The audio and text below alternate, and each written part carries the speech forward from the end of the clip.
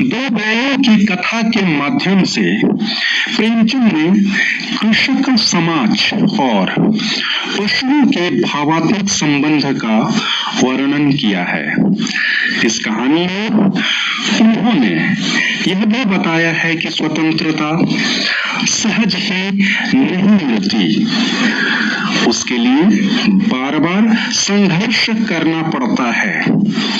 इस प्रकार परोक्ष रूप से यह कहानी आजादी के आंदोलन की भावना से जुड़ी है। इसके साथ ही इस कहानी में प्रेमचंद ने पंचतंत्र और हितोपदेश की कथा परंपरा का उपयोग और विकास किया है। इस कहानी के प्रमुख पात्र दो बैल हैं। हीरा और मोती नाम के ये बैल सीधे सादे भारतीय लोगों के प्रतीक हैं। ये शक्तिशाली होते हुए भी मनमाने अत्याचार सहते हैं। इनके माध्यम से गुलाम भारत के लोगों की स्वतंत्रता को दर्शाने का प्रयास किया गया था। जानवरों में गधे को सबसे बुद्धिहीन प्राणी माना जाता है। इसका कारण है उसका सीधापन और सहनशीलता। उसके यही गुण उसे ऋषि मुनि की श्रेणी में ला देते हैं। उसके लिए लाभ हानि सुख दुख सब बराबर हैं। सीधेपन और सहनशीलता के कारण भारतीयों को अफ्रीका और अमेरिका में असभ्य और बुद्धिहीन समझा जाता है। गधे से कुछ कम सीधा उसका भाई भी है, जिसे बैल के नाम से जाना जाता है, परंतु यह कभी कभी अड़कर अपना असंतोष भी प्रकट कर देता है। इस कारण इसका स्थान गधे से कुछ ऊपर है। काशी के हीरा और मोती नाम के दो बैल थे। पछाई जाति के ये दोनों बैल ऊंचे डिलडौल वाले, देखने में सुंदर तथा काम में चौकस थे। दोनों में इतनी घनिष्ठता थी कि एक दूसरे के मन की बातों का अनुमान लगा लेते थे। वे साथ साथ रहते, खाते और विनोद के भाव से कभी कभी सींग भी मिला लिया करते थे।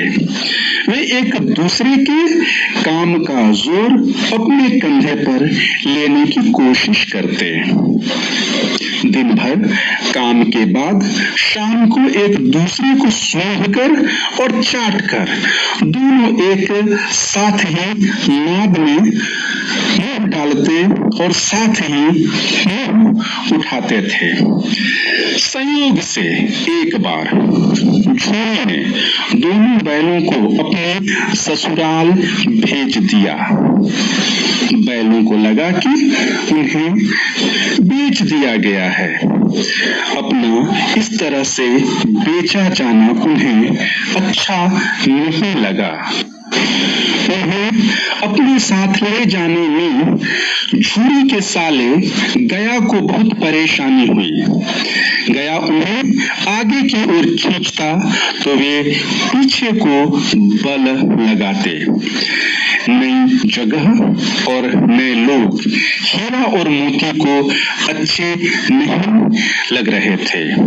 रात को जब सब सो गए तो दोनों ने वहां से भागने की योजना बनाई और जोर लगाकर मजबूत पगहे तोड़ डाले और प्रातः काल तक वापस झूरी के पास आ गए। झूरी ने चरनी पर बैलों को देखा। दोनों के गले में गराव, कीचड़ में सने पैर और आंखों में विद्रोहमय स्नेह देखकर झूरी ने उन्हें गले से लगा लिया। गांव के लड़कों ने बैलों का स्वागत किया और अपने अपने घरों से रोटियां, गुड़, चोकर, भूसे आदि लाकर दिया। बैलों की भाग कर चले आने से झूरी की पत्नी नाराज हुई। उसने बैलों को खली, चूने, चोकर खिलाने से मना कर दिया। झूरी ने सूखे भूसे में नौकर से खली डालने के लिए कहा, पर झूरी की पत्नी के डर से नौकर ऐसा न कर सका। दूसरे दिन झूरी का साला गया बैलों को ले जाने फिर आया। इस बार उसने दोनों को गाड़ी में जोता और किसी तरह अपने घर ले गया। उसने उन्हें मोटी मोटी रस्सियों से बांधा। उन्हें खाने के लिए सूखा भूसा ही दिया। बैलों ने अपना ऐसा अपमान कभी न देखा था, क्योंकि झूरी तो उन्हें खली, चूने सब कुछ देता था। गया ने अगले दिन उन्हें हल में जोता, पर बैलों ने कदम न बढ़ाए। उसने दोनों को पीटा और हीरा की नाक पर डंडे बरसाने लगा। यह देख मोती गुस्से में भड़क उठा। गया गांव के कुछ आदमियों के साथ आया। उनके हाथ में लाठियां थी। मोती ने उनका मुकाबला करना चाहा, पर हीरा ने उसे शांत कर दिया। रात के समय फिर उनके लिए सूखा भूसा डालकर घर के लोग भोजन करने लगे। उसी समय एक छोटी लड़की 2 रोटियां लेकर आई और दोनों के मुंह में एक एक रोटी देकर चली गई। यह प्रतिदिन का नियम बन चुका था।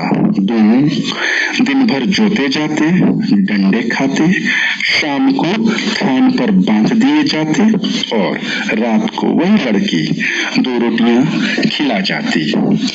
हीरा मोती यह जान चुके थे कि यह भैरव की लड़की है, जिसकी माँ तो मृत्यु हो चुकी है और सौतेली माँ उसे सताती है। यह जानकर मोती ने हीरा से उसकी सौतेली माँ को सीने से फेंक देने की बात कही, पर लड़की के अनाथ हो जाने के डर ने उसे रोक दिया। एक दिन लड़की ने हीरा मोती को भाग जाने के लिए कहा, परंतु वे जानते थे कि ऐसा करने पर इस बेचारी लड़की पर बात आ जाएगी। पर लड़की ने सूझबूझ दिखाई और रस्सियां खोलकर जोर जोर से शोर मचाने लगी कि दोनों बैल भागे जा रहे हैं। फिर क्या था, हीरा मोती आगे आगे तथा गया पीछे पीछे। गया गांव वालों को लेने के लिए वापस आया, तब तक दोनों बैलों को भागने का मौका मिल गया। वे आगे आगे भागते रहे, पर वे रास्ता भटक गए। रास्ते में उन्हें नए गांव और खेत मिलने लगे। भूख से व्याकुल दोनों बैलों ने एक खेत में जी भर के मटर खाए। फिर दोनों ने डकार लेकर स्वतंत्रता की खुशी में सींग मिलाए। अचानक उन्हें सामने से एक बड़ा सा सांड आता दिखा। उससे भिड़ने का मतलब था मरना। यह सोचकर दोनों उससे बचना चाहते थे, पर कोई रास्ता भी न था। दोनों ने भागने को कायरता समझकर उस पर एक साथ चोट करने का निश्चय किया। उन्होंने तय किया कि एक ओर से एक के झपटने पर दूसरा उसके पेट में सींग घुसेड़ दे। सांड को दो से एक साथ लड़ने का अनुभव नहीं था। जब उसने मोती पर हमला किया तो हीरा ने उस पर वार किया। सांड ने जब हीरा का अंत करने के लिए वार किया तो मोती ने उसके पेट में सींग घुसेड़ दिया, और जब मोती पर झपटा तो हीरा ने भी ऐसा किया। सांड बेदम होकर वहीं गिर पड़ा। आगे बढ़ने पर दोनों एक मटर के खेत में घुस गए। अभी थोड़े ही मटर खाए थे कि खेत के रखवालों ने उन्हें देख लिया। मेड़ पर खड़ा हीरा निकल गया, पर मोती खेत में ही था। वह भाग न सका। मित्र का साथ निभाने हीरा भी लौट आया। दोनों पकड़े गए और कांजी हाउस में बंद कर दिए गए। दोनों के जीवन में ऐसा पहली बार हुआ। सारे दिन खाने को कुछ न मिला। वे सोचने लगे, इससे तो गया ही अच्छा था। वहां कई भैंसें, बकरियां, घोड़े थे, पर चारा किसी के सामने न था। पूरा दिन दोनों ने चारे का इंतजार किया, पर कोई चारा लेकर न आया। उन्होंने दीवार की मिट्टी चाटनी शुरू कर दी, पर इससे क्या होना था? दोनों वहां से निकल भागने की योजना बनाने लगे। बाड़े की कच्ची दीवार में हीरा ने चोट करके कुछ मिट्टी गिरा दी। उसी समय बाड़े का एक चौकीदार हाजिरी लेने आया। उसने हीरा को ऐसा करते देख लिया। उसने उसे कई डंडे मारे और मोटी रस्सी से बांध दिया।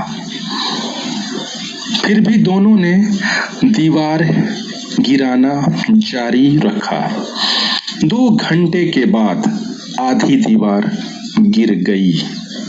यह देख पहले तीनों घोड़ियां, फिर बकरियां और बाद में भैंसें कांजी हाउस से भाग गईं, पर गधे अभी भी वहीं खड़े थे। वे डर के मारे भागना नहीं चाहते थे। आधी रात तक गधे वहीं खड़े रहे और मोती हीरा की रस्सियां तोड़ने में लगा रहा। सफल न होता देख मोती ने सींग मारकर गधों को भी वहां से भगा दिया और हीरा के पास आ गया। अगले दिन दोनों को खूब मार पड़ी और मोटी रस्सी से बांध दिया गया। एक सप्ताह तक दोनों बिना चारे के वहीं पड़े रहे। वे बहुत कमजोर हो चुके थे। एक दिन बाड़े के सामने डुग्गी बजने लगी और 50-60 आदमी वहां एकत्र हो गए। दोनों को निकाला गया, पर ऐसे मृतक बैलों का कोई खरीदार न था। अचानक एक दड़ियल, जिसकी आंखें लाल और मुद्रा कठोर थी, आया और उनके कूल्हों में उंगली गोद कर देखने लगा। यह देखकर दोनों मित्रों के दिल अंतर्ज्ञान से कांप उठे। नीलामी के बाद उसने दोनों बैलों को खरीद लिया।